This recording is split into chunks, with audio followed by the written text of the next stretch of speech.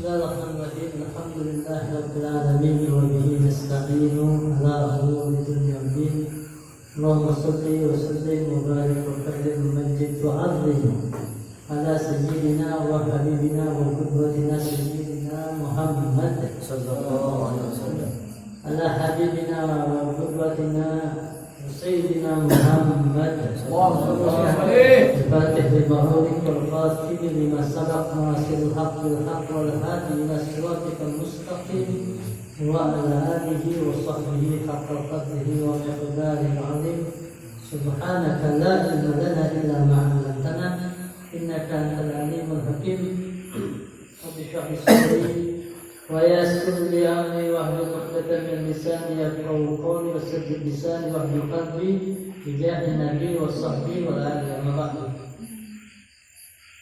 Ahibbai wa ikhwani rahimakumullah. Alhamdulillah, segala puji bagi Allah Subhanahu wa taala yang masih memberikan kepada kita kenikmatannya sehat walafiat, panjang umur, sehingga kita dapat berkumpul di majlis yang penuh berkah ini, insyaallah. Amin. Majlis yang dirahmati oleh Allah Subhanahu wa taala. Mudah-mudahan kita yang hadir di majlis ini Allah panjangkan umur kita, amin. Amin. Allah berkahkan dalam umur kita, amin. Amin. Allah berkahkan dalam keturunan kita, amin. Amin ya Allah. Allah berkahkan dalam rezeki kita, amin. Amin. Allah berkahkan dalam harta kita, amin. Amin ya Allah. Mudah-mudahan kita bisa diwafatkan dalam keadaan husnul khatimah, amin. Dikumpulkan kelak bersama baginda Nabi Muhammad sallallahu alaihi wasallam. Khususnya yang telah hadir di majlis kita para asatidz raib dari Pondok Pesantren Darul Habib, Habib Ahmad Muhajir bin Syihab, ada Ustaz Al-Qani dari Pesantren Darul Habib, dan lebih khusus lagi dulu kita bersama Hajinan, sama aku tutupnya di atas. Dulu bersama kita. Mudah-mudahan semuanya insyaallah mudah-mudahan dirahmati oleh Allah Subhanahu wa taala, dan semua hajat-hajat kita baik hajat dunia dan akhirat dikabulkan oleh Allah Subhanahu wa taala. Amin ya rabbal alamin. Kita alhamdulillah tadi telah membacakan Maulid Azab, ya, sebuah maulid yang sangat agung, dan intinya dari maulid tersebut kita banyak menyebut nama baginda Nabi Muhammad sallallahu alaihi wasallam. Kita di maulid tersebut banyak bersalawat kepada Rasulullah sallallahu alaihi wasallam. Seorang ulama tanya, bagaimana membedakan antara seorang itu sa'id atau syaqi? Orang itu bahagia atau dia termasuk orang yang celaka? Ya, kita pengen tahu nih, kita ini celaka atau orang yang bahagia. Maka ulama tersebut mengatakan kepada dia, untuk bisa membedakan seorang itu sa'id atau syaqi itu dengan cara banyak salawat pada baginda Nabi sallallahu alaihi wasallam. Jadi perbedaannya itu aja. Kalau kita pengen tahu tanda bahwa kita ini orang yang sa'id, yang bakal beruntung, maka apakah kita kemudian telah membaca salawat pada baginda Nabi sallallahu alaihi wasallam? Kenapa? Karena Allah Subhanahu wa taala telah berfirman dalam ayatnya, innallaha wa malaikatahu yusholluna 'alan nabi ya ayyuhalladzina amanu shallu 'alaihi wa sallimu taslima. Ya, Allah Subhanahu wa taala membaca salawat kepada baginda Nabi Muhammad sallallahu alaihi wasallam, dan juga para malaikat Allah Subhanahu wa taala membaca salawat kepada Rasulullah sallallahu alaihi wasallam. Maka Allah kemudian memerintahkan orang-orang yang beriman untuk membaca salawat kepada baginda Nabi Muhammad sallallahu alaihi wasallam. Nah, dalam hal ini Allah berfirman, Allah menggandengkan nama Allah dengan malaikat. Nah, ketika Allah kemudian menggandengkan diri kita, dan kita ini kemudian menisbahkan diri kita kepada gandengan tadi, kita membaca sholawat, berarti nama kita ini bergandengan dengan malaikat dan Allah Subhanahu wa taala. Tidak mungkin ya orang yang digandengkan dengan Allah Subhanahu wa taala tersebut dia adalah orang yang celaka. Nggak mungkin. Jadi kalau mengatakan Inna Allah malaikatahu, Inna Allah wa malaikatahu. Nah, sekarang posisi kita ini mau membaca sholawat atau tidak? Kalau kita mau membaca sholawat pada baginda Nabi Muhammad SAW, maka otomatis kita telah masuk kepada golongan orang mukmin yang membaca sholawat, yang kemudian nama kita digandengkan dengan Allah, malaikatnya dan kita ini. Nah, ketika kita bermisbah kepada Allah Subhanahu Wa Taala, maka otomatis kita menjadi hamba Allah Subhanahu Wa Taala yang beruntung. Ya, yang beruntung kenapa? Karena kita tahu diri kita beruntung karena nama kita digandengkan dengan Allah Subhanahu Wa Taala dalam ayat ini.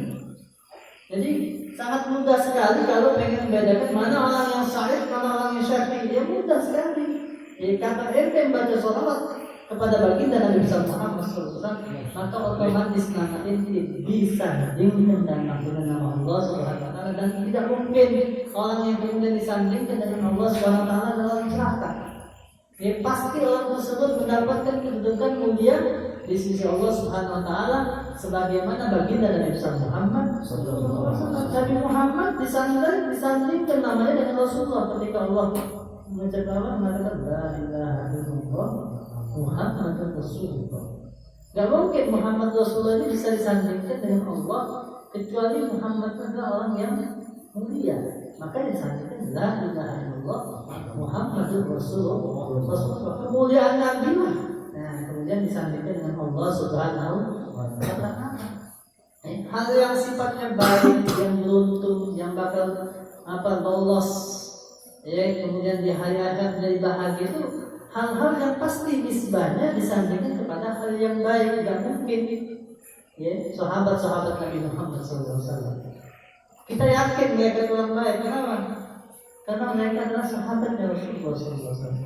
Mereka hidup di zaman Nabi dan mereka berteman dengan Rasulullah SAW. Ketika mereka berteman dengan baginda Nabi Muhammad SAW, maka otomatis mereka adalah orang-orang yang sahih, orang-orang yang sangat beruntung, orang-orang yang bakal di hari kiamat. Mereka adalah orang-orang beruntung karena berteman dengan baginda Nabi Muhammad SAW. Oleh karena itu ya minta pada Allah Subhanahu Wa Taala dengan kita membaca maulid, dengan kita berselawat, mudah-mudahan kita kemudian selalu nama kita digandengkan dengan Allah Subhanahu Wa Taala sebagai orang-orang yang suhada, orang-orang yang beruntung baik di dunia ataupun di akhirat. Amin ya rabbal alamin. Asyhadu muslimin rahimahullah. Kita meneruskan pelajaran kita dalam kitab Risalah Muawanah. Al-Imam Al-Habib Abdullah bin Alawi Muhammad Haddad radhiyallahu ta'ala anhu qala: wa alayka ya akhi bi muraqabatillahi ta'ala fi harakatika wa sakanatika wa lahadatika wa darabatika wa khataratika wa iradatika wa sakin halan. Ya, kalian itu hendaklah harusnya itu selalu muraqabah. Ya, merasa Allah itu menyaksikan kita. Dalam apa? Dalam gerakan kita, dalam diamnya kita, dalam waktu yang sebentar, ya, walaupun kemudian dalam rahasia hati kita, dalam keinginan kita, dan semua daripada keadaan kita, maka kita ini harus selalu bahwasanya Allah itu melihat kita, menyaksikan kita. Ya, inilah yang dinamakan dengan maghribul ihsan. Allah Subhanahu Wa Taala selalu menyaksikan kita. Makanya para ulama salaf zaman dulu, aslafun salih, kalau mereka itu mendidik anak kecil mereka sebelum balik masih nangis, tapi mereka ajarkan ya kalimat-kalimat yang kalimat itu mengandung makna. Allah itu selalu memperhatikan mereka. Apa kalimat tersebut? Allahumma, Allahumma zid. Ya itu sudah kecil. Allahumma, Allahumma zid. Ini baca terus dari kecil dan dari seperti itu. Allah bersama aku, Allah melihat aku. Dari kecil dididik sudah seperti itu, sehingga ini anak selalu merasa Allah itu memperhatikan dia sampai dia dewasa.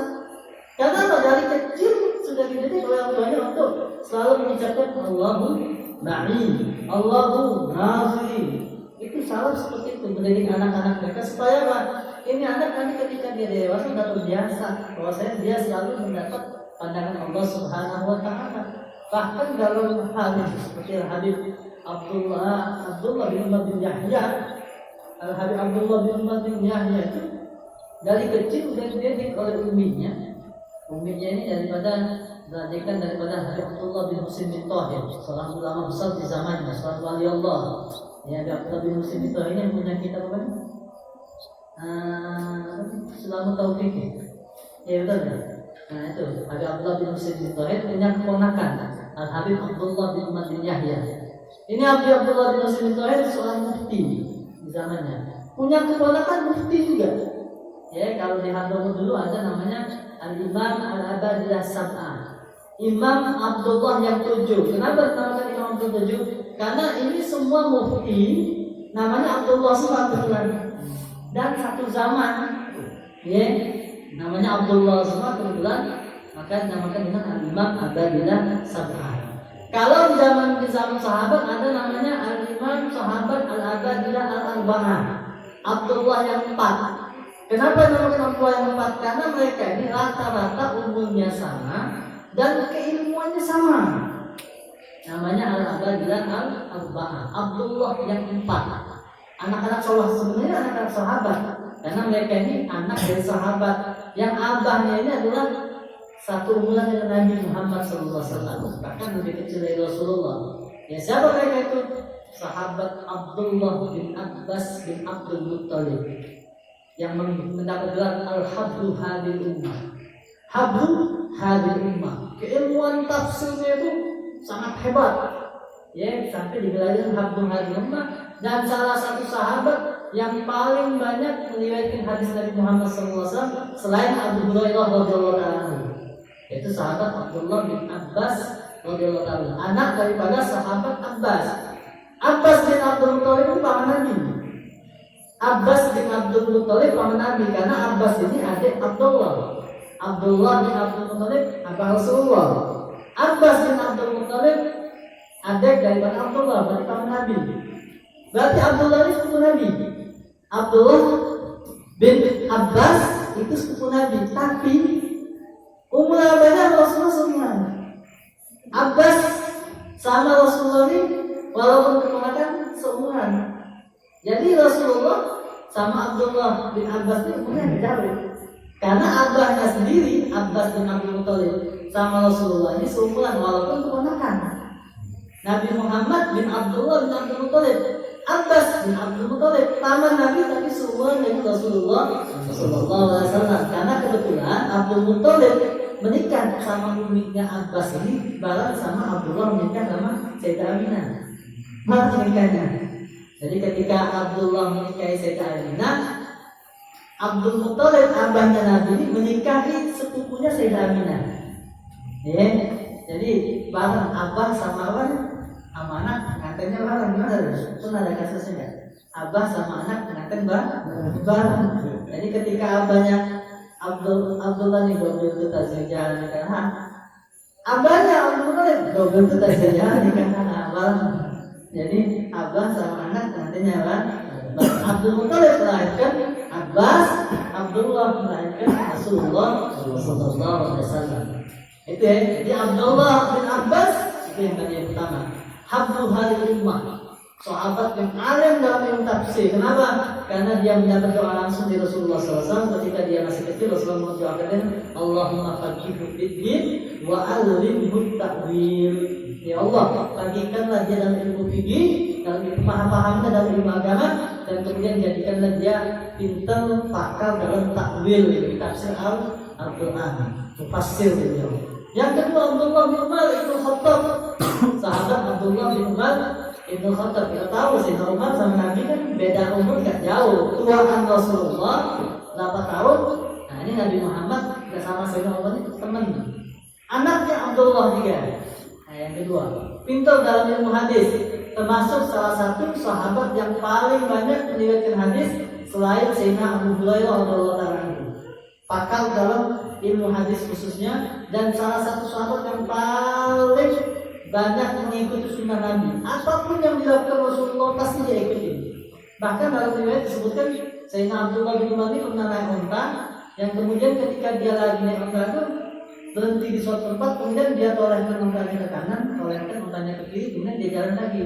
Teman-teman nanya, ya Abdullah, kenapa yang dilakukan seperti itu? Kok aneh gitu?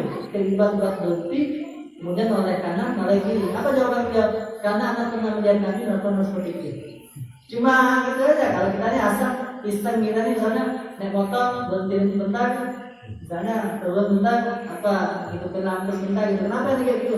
Dulu aja kan hidup kayak gitu.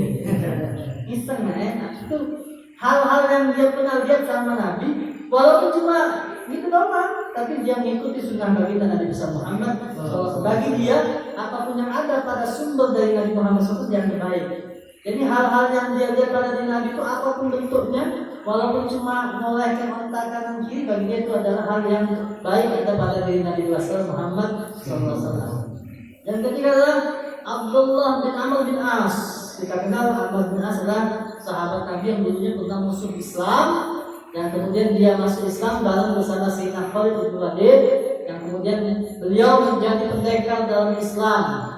Yang memerdekakan Qadisiyah di Iran itu adalah sahabat Amr bin As. Nah, Amr bin As ini punya anak namanya Abdullah juga, ya. Dan bahkan dalam keilmuan Abu Hurairah sendiri menyatakan anak ini adalah sahabat yang paling banyak meriwayatkan hadis. Abu Hurairah. Tapi ada orang yang lebih alim dari anak, yang dia mencatat hadis Nabi yang tidak aku lakukan. Siapa? Abdullah bin Amr bin As. Ya, cuma permasalahan kenapa sih dalam riwayat hadis banyakkan dari kutubus sittah yang paling banyak dari itu Abdullah bin Sayyidina Abu Hurairah dibanding Abdullah bin Amr bin As. Kata ulama, kebetulan Abdullah bin Amr bin As ini dia ini sibuk di masjid ibadah. Orangnya itu ahli ibadah. Jadi hidupnya hanya di masjid saja, pegang tasbih gitu, baca wirid. Nah, beda sama Abu Hurairah. Kalau Abu Hurairah enggak, orangnya seperti keliling dakwah.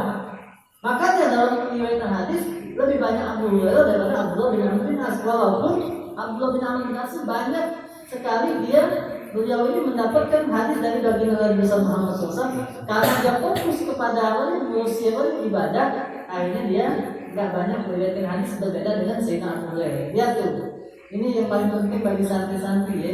Kalau ente pengen nama ente dikenal, kalau ente pengen terus nama ente terus itu, maka ente lebih banyak apa bagusnya ngajar ilmu daripada ente ibadah di masjid. Kenapa? Karena basic ini belajar ilmu, thalibul ilm. Maka orang thalibul ilm itu punya kewajiban untuk menyebarkan dakwahnya. Imam Syafi'i dikenal dari mana? Tahu Syafi'i dari mana? Enggak terputus dari murid-muridnya. Imam Muzani, Rabi' Mawati, Imam Buaiti. Muridnya ini yang menuliskan Madhab Syafi'i. Kalau seandainya tidak ada murid Imam Syafi'i, habis Madhab Syafi'i. Dulu di zaman dulu ada orang lebih ahli Imam Syafi'i banyak. Imam Sufyan bin Uyainah, Imam Sufyan Ats-Tsauri, Lais bin Ahmad, Daud Al-Zahiri, Al-Imam Tabari. Itu levelnya itu sama seperti Imam Syafi'i. Tapi kenapa nggak ada madhab Tabari, madhab Lais bin Ahmad, madhab Sufyan bin Uyainah? Kenapa? Karena murid-muridnya kemudian tidak meneruskan daripada perjuangan gurunya, berhenti saat itu. Nah, ente juga seperti itu. Ente kalau ente pengen terus dakwah ente terus, nama ente dikenal oleh sejarah, bukan riya, artinya ini penting seperti ini.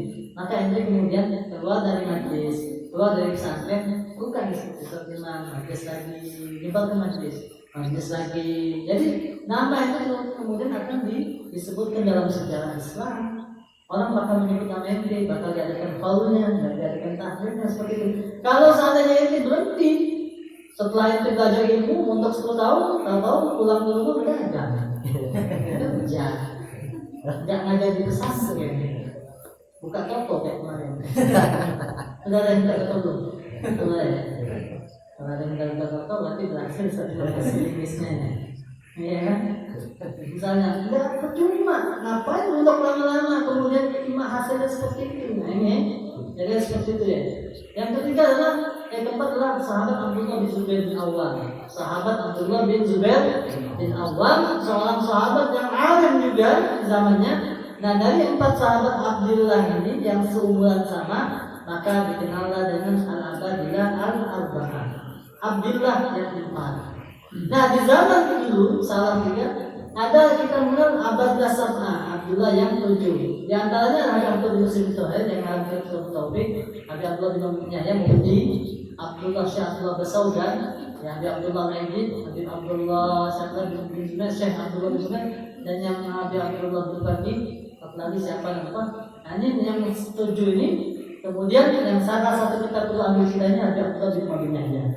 Habib Abdullah bin Umar bin Yahya ini dari kecil, kapan dia mau hajat, pengen misalnya anak kecil minta permen atau minta roti, maka uminya kemudian nyuruh dia itu sholat hajat dulu. Umi anak pengen permen, Umi anak pengen roti, sudah sholat hajat dulu. Nanti uminya kemudian taruh permennya atau rotinya di lemari, minta sama Allah Subhanahu Wa Taala. Sholat hajat minta sama Allah Subhanahu Wa Taala. Nanti setelah itu kata uminya itu coba di lemari mana. Pas dibuka ada permen. Pas dibuka ada roti. Itu menimbulkan keyakinan dia bahwasanya itu hajat dia. Karena umi sebagai wasilah, abah itu sebagai wasilah saja. Rezeki kita memberi Allah. Coba anak kita dilatih dari kecil seperti itu. Kapan dia butuh, maka mintalah kepada Allah Subhanahu Wa Taala. Dan seperti itu, didikan itu memang harus seperti itu. Dan rata-rata orang yang mendidik itu berhasil adalah umi. Ini bakal jadi orang-orang yang mendidik pendekar-pendekar dalam Islam. Ya enggak? Salahuddin Al-Ayyubi yang memerdekakan ke Palestina itu, siapa yang mendidik? Uminya. Situl Muluk. Ada nama Situl Muluk sini? Ada nama Situl Muluk. Anak punya santri namanya Situl Muluk. Ya. Anak dulu nggak tahu Situl Muluk itu siapa. Nama aneh gitu. Situl Muluk. Pas baca Situl Muluk. Situl Al-Muluk ya kan? Situl 6. Ya. Lahir Isnin Selasa Al-Ba' Khamsah Situl Al-Muluk Raja Nu'ar Pahamna. Kami ada baca tadi Situl Muluk ini adalah umi dari Salahuddin Al-Ayyubi. Dia yang menjadi Salahuddin Al-Ayyubi menjadi pendekar Islam, panglima Islam yang kemudian memerdekakan Palestina yang dulu dikuasai oleh orang kafir Nasr dalam perang salibnya. Seperti itu. Kemudian ada juga orang abahnya pedagang, ya, tapi anaknya kecil-kecil sudah hafal Quran. Sampai kemudian orang heran, ya Syekh, ini kan pedagang di pasar, tapi anak-anak itu semua rata-rata ini kecil-kecil sudah hafal Quran. Apa jawaban Syekh ini? Ini tahu tak? Di belakang kanan ada perempuan, perbandingan dia 1 bagikan 10 laki-laki. Perbandingan dia 1 itu bagikan 10 laki-laki. Kok bisa? Ini yang menghafalkan dia Quran ini bukan anak tapi istri anak. Istri anak itu kapan anak-anak mau sesuatu mesti minta laporan dulu. Mau minta apa? Ini minta laporan. Kalau mau rehlah, jalan-jalan. Nah, ini 1, 2, 3 nih mau pengen ya, ini kasih ini aja. Boleh milih Taman Safari, apa nih? Di sini beda-beda. Cikundur, Golpara, misalnya boleh milih, tapi syaratnya 1. Yang duluan hafal surat ini dia menentukan di bulan hari ini. Nah, gitu. Mama sudah, akhirnya 1 kakaknya hafal duluan. Nah, nanti nentukan karena hafal ini. Kemudian anak-anak pengen makan, ya sudah makan apa nih? Makan di rumah makan, pengen makan apa? Gulami atau sate apa itu? Juga sama seperti itu. Yang duluan hafal surat ini dia yang menentukan makannya. Nah, semua akibatnya itu gara-gara seperti itu dikasih apa? Nah, hadiah-hadiah seperti inilah kemudian anaknya semua menghafal pendidikan dari seorang umi. Jadi jangan meremehkan umi karena umi ini yang disebutkan oleh ulama al-madrasatul ula. Ya, madrasah yang pertama kali adalah umi, bukan apa. Ya, makanya anak-anak itu kalau pengen berhasil sebenarnya akalnya dari umi. Kalau santriwati berhasil dalam pendidikan, kemudian menjadi orang yang solehah, maka bakal lahirlah dari kalian adalah anak-anak yang soleh. Karena abahnya sibuk dakwah, tapi uminya yang kemudian mendidik anak tersebut jadi yang soleh. Nah, balik ke tadi bahwasanya ya Habib Abdullah bin Umar dididik untuk selalu tahu apa mengenal Allah SWT. Wastashkir yubahum minka, rasakan Allah dekat sama kita pada engkau. Ya, maka rasakan Allah itu bersama engkau, rasakan gitu ya. Wa'lam annahu nadil ilaika wa mutalin alaika. ketahuilah bahwasanya Allah itu selalu mengawasi pada engkau. Tahu apa yang di hati kita. La yakhfa alaihi minka khafiyah.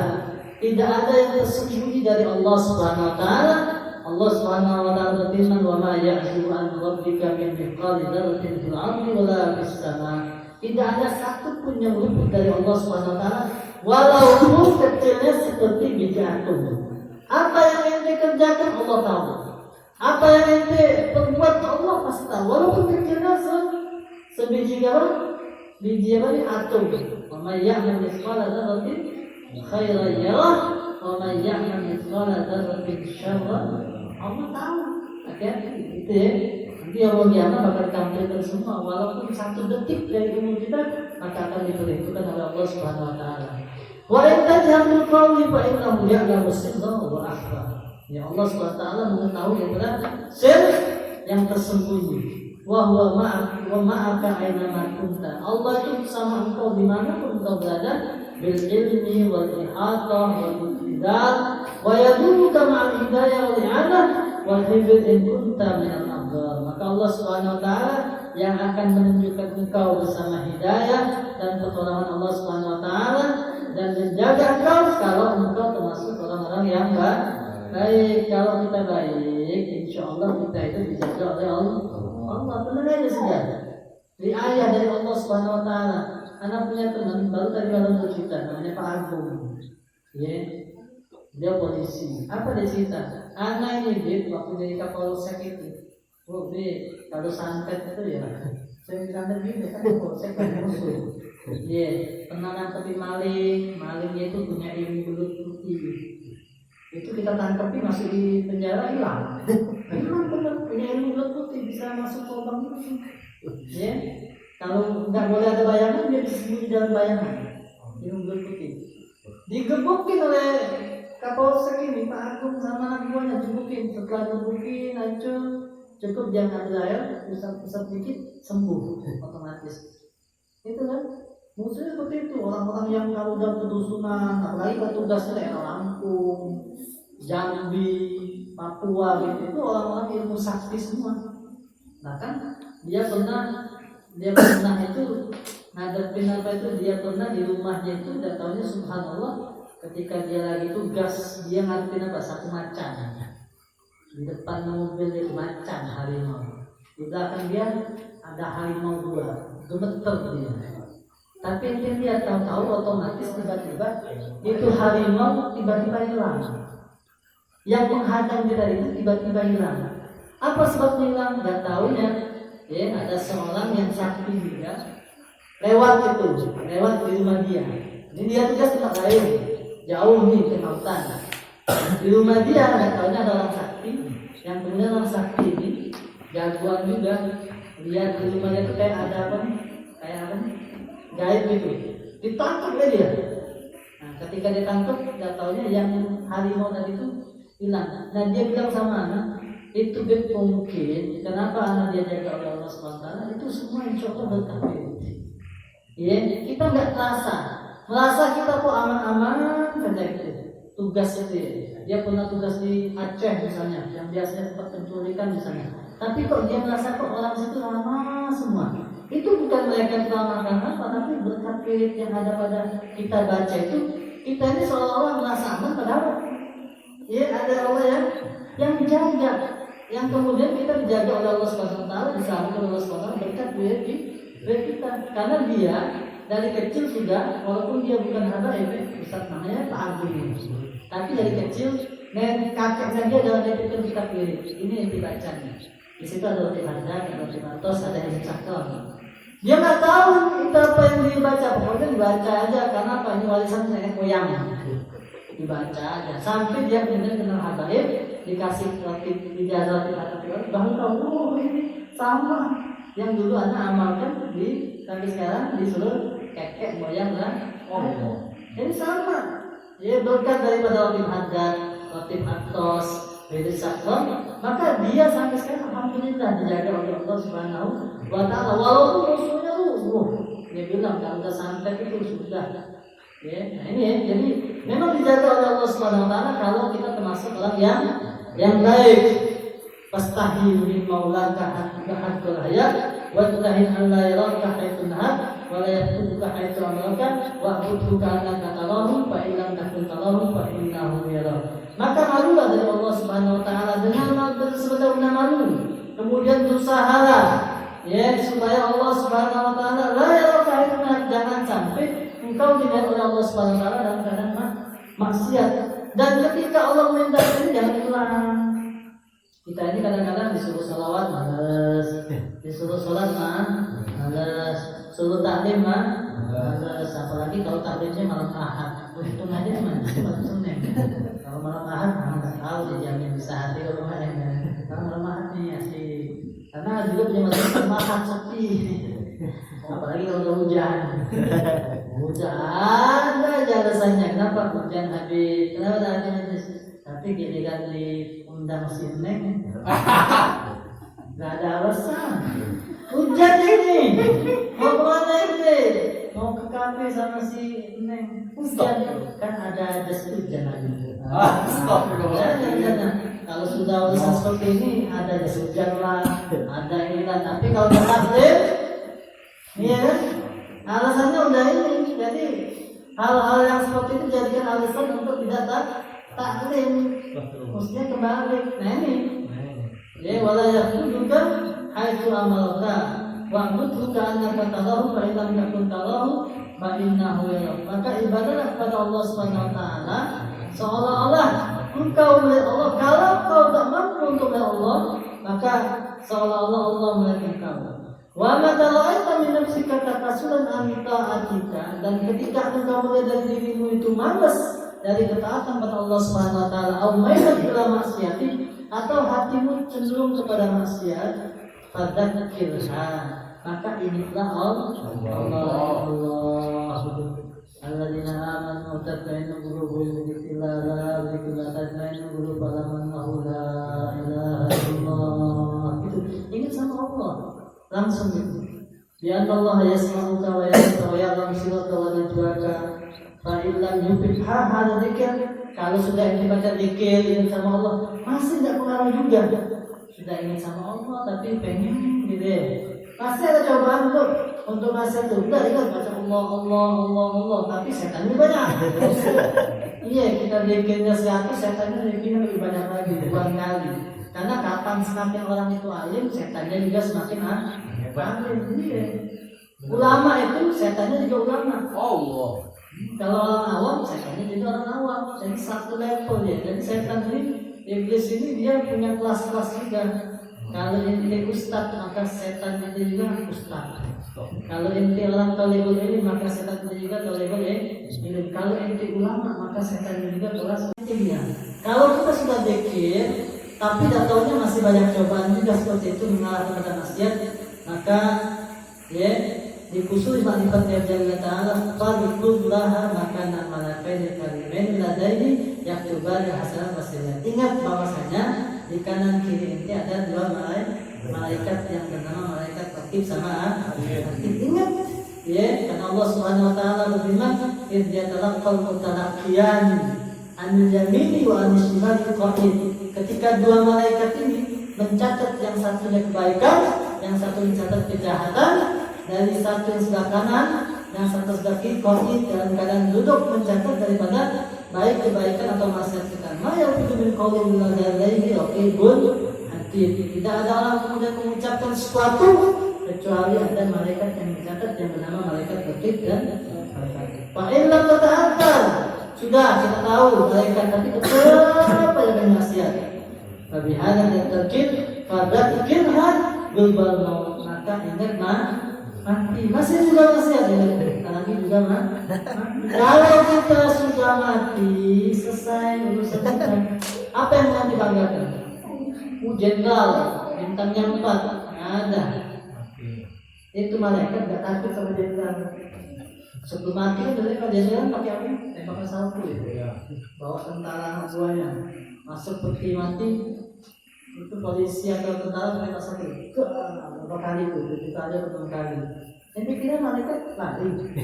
Nggak takut. Itu mau tembak salpu berapa kali juga. Itu mau bawa Maryam juga. Sebenarnya Maryam.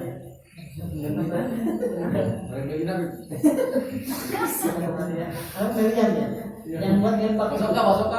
Iya, basoka. Itu malaikat yang bakal takut sama itu. Iya enggak? Ingat, kita ini bakal mati semua. Siapapun dia.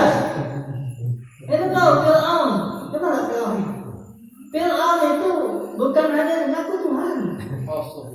Mati juga. Ini tahu Namrud. Raja Namrud, musuh Nabi Allah Ibrahim. Hebatnya bagaimana mati.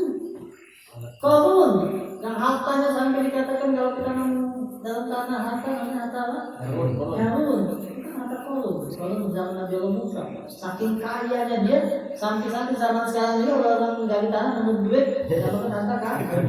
Harta karun, harta korun zaman Nabi Allah Musa. Saking banyak hartanya dia. Mati. Siapa yang kamu sebutkan banggakan di dunia? Jangan ada, semua bakal mati. Iya kan? Bagaimana hebatnya dia bakal pasti mati. Nah, kita ingat, ya, kita ini bakal mati. Wa aqrabu yang syahid. Paling dekatnya yang doaib itu menunggu kita itu adalah kematian. Kita ini masing-masing sudah divonis ketok palu hakim. Jadi tahu tak? Orang penjahat narkoba atau penjahat bunuh orang lain. Dia ini kalau sudah dipanggil hakim, jaksa bilang tuntutannya dia bunuh orang 10 orang. Berarti dia harus tuntutannya hukum mati. Hakim setuju ya? Bunuh 10 orang. Kata hakim ketuk palu, hukumnya hukum mati. Kapan dia matinya? Enggak tahu. Pokoknya hakim ketuk palu, hukumnya hukum mati. Anda mau tanya ini, orang kayak gini, kira-kira bisa gitu enggak? Enggak bisa gitu dia. Kenapa? Karena boleh jadi malam ini datang tukang eksekusi, polisi bawa senapang itu jemput, tahu subuh-subuh mati. Bisa dari besok, bisa dari besok lusa, bisa dari tanggal sekian, nggak tahu tanggalnya. Yang penting hakim sudah tetap palu bahwa saya dia juga mati. Nggak bisa dia dulu yang dulunya pakai kopi, sekarang pakai kopi ya. Iya kan? Yang dulunya pernah pakai takwa, tahu sekarang pakai takwa. Yang dulunya pakai jilbab, tahu sekarang udah pakai jilbab. Pakai jilbab kenapa? Karena hakim udah tahu buat nangis setiap malam. Kenapa? Karena dia tahu bakal mati. Ya enggak? Nah ini hakim dunia. Wah kita ini semua kita ini sudah ketepatan belum? Sudah ketepatan belum? Udah. Enggak ada. Ponis hukum mati. Kapan datang Israel? Kan nggak tahu. Anda dibilang dari ponis hukum mati. Yang masih sudah diponis semua oleh hakim. Cuma kayaknya kita masih santai aja. Iya kan, masih bisa tidur nyenyak aja, masih bisa santai ya, gitu kan. Nah itulah apa yang kemudian kita buat seperti itu karena Allah SWT memberi harapan kepada kita. Ya amal, sukacita, harapan pula yang kemudian kita enggak ingat kepada hal seperti ini. Ini adalah anugerah dari Allah SWT. Cita-cita, amal, panjang apa nih? Tulal umur, angan-angan itulah yang menyebabkan kita kemudian lupa seperti itu.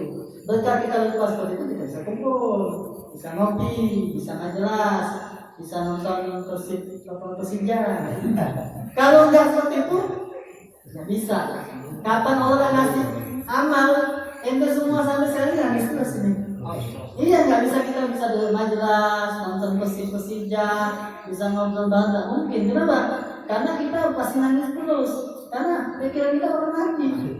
Ya Allah SWT memberikan pada kita nih panjang angan-angan, turun amal, ya enggak, cita-cita yang tinggi. Sehingga kita dilupakan dengan macam itu. Tapi ingat, ya jangan sampai lupa total. Kapan kita mau maksiat, ingat kita juga bakal mati. Wa annahu aqrabu wa khawwibha bi hujumi ala ghirra wa annahu nazala biha wa hiya ala halatin ghairi mardiyah tanqalib bi ihsani la akhirah. Fa in lam yanfa'a tafwid. Ini masih panjang ya.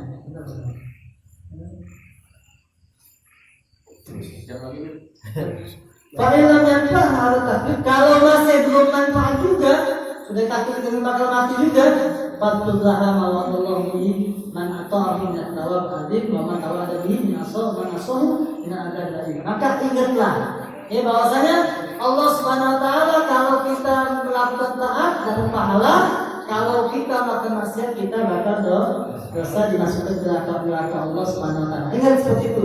Jadi Jadi manusia ini kalau kehidupannya pilihannya dua, ente mau pahala atau ente mau dosa. Sejarah ente bisa catat. Kita tahu ada namanya dulu Al Hidayah, majalah Al Hidayah. Majalah tahu nggak? Majalah yang suka di situ melayang, saya gitu balik lah. Hidayah ya. Peti mati bakal kumpulannya dalam air, nah gitu. Nah, tapi ada juga majalah yang seperti ini isinya apa?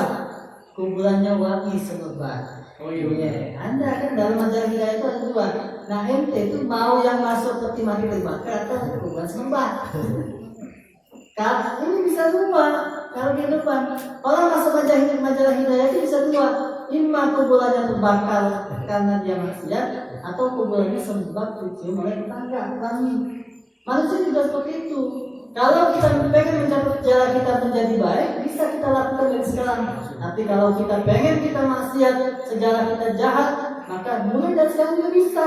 Artinya terus kita maksiat, maka nanti sejarah bakal mencapai masuk orang-orang yang dimurkai oleh Allah Subhanahu wa Ta'ala. Wa kullaha ya nafsu ma ba'dal maut min mustaqbil wa ba'da dunya min dari ila jannah awin nafakhtari nafsiki in syi'ta ta'atun takun akibat al-fawz wa ridwan wal khulud fi basitina wa nadhar wajhil karim al-mannan wa in syi'ta maksiyah yakun akhiruha al-khizya wal hawan wal suqut wal hirman wal taqsa baina tabaqatin nar fa'alid nafsaka bihadil afkar.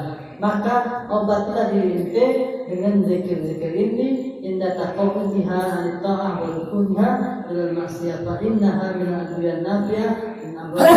Ingat, inilah obat-obat supaya hati kita ini bersih, baik, selalu taat pada Allah SWT dan menjauhi dari maksiat-maksiat Allah SWT. Obat-obat adalah yang disebutkan oleh Al-Habib Abdullah bin Ali bin Muhammad supaya kita termasuk dari hamba-hamba Allah SWT yang sa'id, yang beruntung, yang kelak nanti wafatnya dalam keadaan husnul khatimah dikumpulkan dengan baginda Nabi Muhammad SAW. Mudah-mudahan kita yang di majlis ini kita diberkahi oleh Allah Subhanahu wa Ta'ala, dipanjangkan umur kita, setelah kemudian kita bersama baginda Nabi Muhammad SAW dan para awliya sholihin, dan kita minta pada Allah Subhanahu wa Ta'ala semoga hajat-hajat kita Allah kabulkan, hajatnya dua orang tua kita Allah kabulkan, keluarga-keluarga kita Allah kabulkan hajatnya, dan semua yang hadir insyaallah Allah sembuhkan dari penyakit, yang sakit daripada keluarga kita Allah sembuhkan, dan Allah Subhanahu wa Ta'ala ampunkan dosa-dosa kita. Amin ya hayyu ya qayyum ya hayyu ya qayyum ya hayyu ya qayyum ya dzal jalali wal ikram ya dzal jalali wal ikram ya dzal jalali wal ikram. Nakuka bismika alladzi la ilaha illa anta antar segala walinan barakatika Allah wa tika wa tika ayyan wa amwata Allahumma bismi afiyah hatta yahya bil ma'isha wa qina Allah hatta اللهم اغفر كل حاضر من الجنة اللهم لا تجعل أحدا غفرت ولا حمدا فرجته ولا مريض إلا شفيته ولا ليل من قضيته ولا حاجة من هوائج من آخر هي لك إذا جاء بك ويستغفر الله لك يا الراحمين وصلى الله سيدنا محمد وعلى آله وسلم والحمد لله رب العالمين والسلام عليكم ورحمة الله وبركاته. وعليكم السلام.